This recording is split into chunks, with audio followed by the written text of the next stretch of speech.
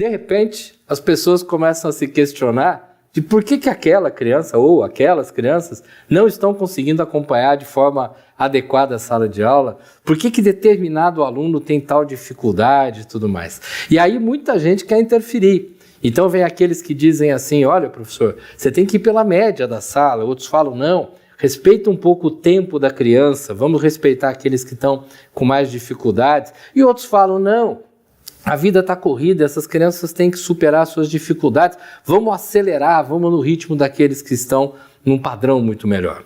A questão não está em acelera ou não acelera, acha a média, a questão é que nós temos que sempre estar pensando qual é o objetivo da série que nós estamos trabalhando, qual é a velocidade que o mundo está trabalhando, e eu tenho que concatenar tudo isso. Observemos uma expressão, atraso no desenvolvimento cognitivo. Vamos trazê-la de forma simples. Atraso, você não está no ritmo esperado, o que não quer dizer que exista esse ritmo e nem quer dizer que ele seja saudável.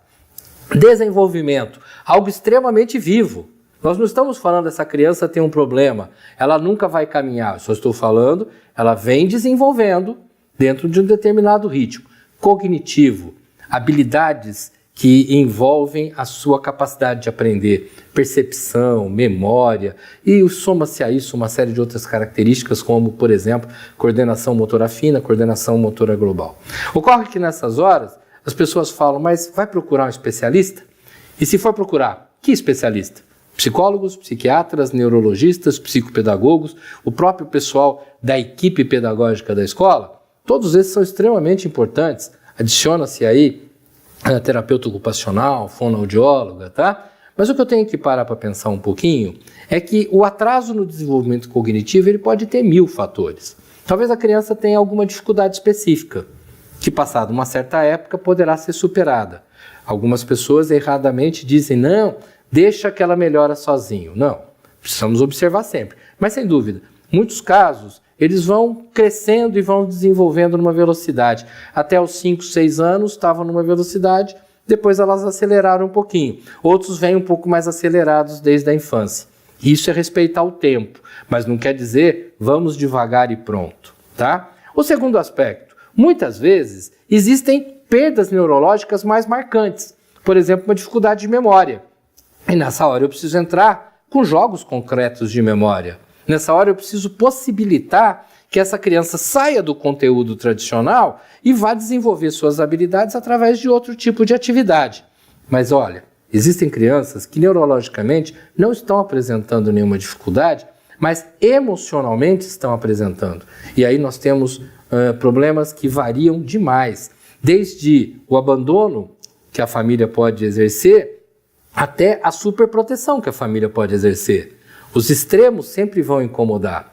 Nós encontramos crianças mais sensíveis, menos sensíveis, e por isso muitas vezes irmãos, até mesmo gêmeos, podem apresentar reações muito diferentes. Tem aquele que vai se fechando, aquele que vai se abrindo. Aquele que aceita, gosta e busca o desafio, aquele que se assusta diante do desafio. O atraso no desenvolvimento cognitivo precisa ser levado muito a sério.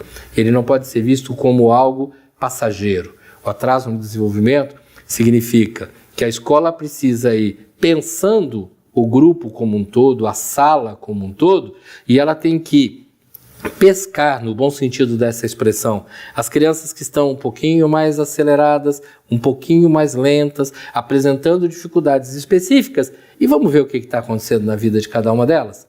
Vamos ver até que ponto existe um histórico que justifica aquela dificuldade, existe timidez, existe agressividade, existe interferência, como eu disse agora há pouco, até de apoio excessivo da família.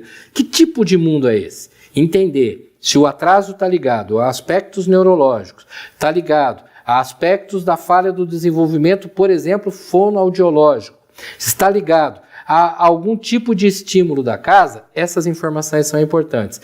E nessa hora, professor, é muito importante que você tenha uma postura de procurar a família, sem medo. Entenda que quando alguém está doente, procura médico. Quando alguém precisa tirar dúvida sobre questões dentárias, procura o dentista. Quando alguém está com dúvida sobre a casa, vai atrás do engenheiro. E o professor, a exemplo de todos esses profissionais, ele é a pessoa mais habilitada para poder responder certas questões, responder às dúvidas dos pais. Talvez você vire e fale assim, peraí, existem alguns problemas na sala de aula que eu não sei o que falar para a família. E que às vezes eu até chamo colegas da escola, chamo coordenação, direção, e a gente continua em dúvida sobre o que falar com a família. Entenda uma coisa, você ter conhecimento não significa ter todas as respostas. Você ter conhecimento é você estar apto a usar tudo aquilo que já está com você, já está com a posse, mas ir atrás de mais conhecimento. E indo atrás do conhecimento, eu estou apto a discutir. Muitas informações eu vou ter perguntando à família. E não necessariamente falar, eu vou chamar a família, eu tenho que ter a resposta. Saber o histórico dessa criança, saber detalhes da criança. É comum, por exemplo, encontrar criança que vem num rendimento bom e de uma hora para outra aquele rendimento cai. E a gente fala, será que ela está passando por um problema de família? Eu fiquei sabendo que houve um conflito na casa, E a hora que você vai ver o que está acontecendo, a criança está com medo. Alguns coleguinhas começaram a falar sobre o palhaço assassino, começaram a falar sobre personagens, e a partir daí a criança está apavorada, ela está com medo até de ir para a escola. O problema não está na família. Não queira interpretar sem ter todas as informações. Não queira entender aquilo que faz o aluno se sentir fragilizado sem olhar o todo. E mesmo olhando o todo, entenda que seres humanos são complexos, e dentro da complexidade eles precisam ser encaminhados para que informações novas venham. Todos os profissionais podem ajudar o professor.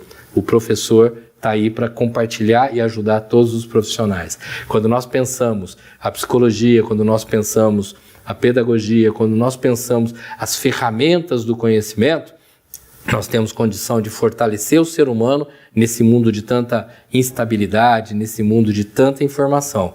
E um aluno que se sente bem dentro do ambiente escolar, com a queda do seu medo, sabendo a hora de se posicionar, ele vai forte, ele vai firme. E o atraso vai sendo compensado com o passar do tempo. Atraso no desenvolvimento cognitivo, às vezes é um carro andando a 100 por hora e o outro andando a 95. A diferença é pequenininha.